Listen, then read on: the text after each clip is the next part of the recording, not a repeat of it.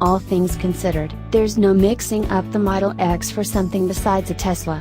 It has the same forcefully etched headlights, a similar little grille and the same exposed metal face, much the same as the current Model S facelift.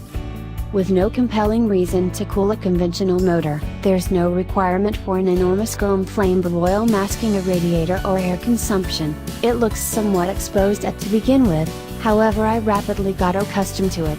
Regardless of whether it reminds me a touch of that scene in The Matrix where Neo's mouth shuts everything down. It wasn't as clear on the metallic blue model I was driving, as the tinted glass mixes into the rooftop.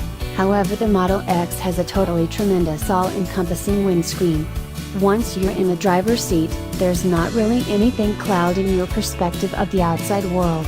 Indeed, even the sun visors have been concealed away, however you can swing them into put in seconds. They're held set up with magnets, so you don't need to tinker with hooks or bolts. You just get the dynamic back spoiler on the best tint P100D, and, after it's all said and done, it's a discretionary additional. Without it, the back end looks delightfully unobtrusive, meaning you can give individuals an unexpected when you jolt far from them at activity lights.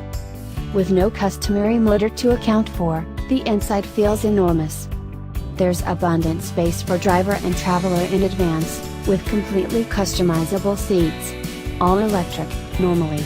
There's space at the back behind the rearward seating arrangements, with cubby underneath for your charging link, alongside a moment, little or boot under the hat.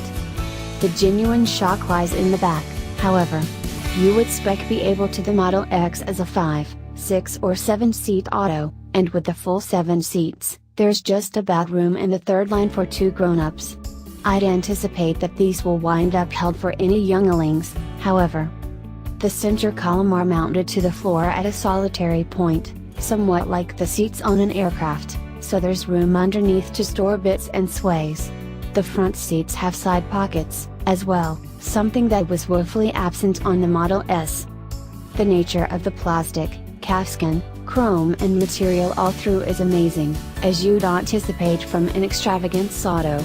USB ports in front and back means you can siphon some of your valuable range off to keep your cell phone bested up, as well.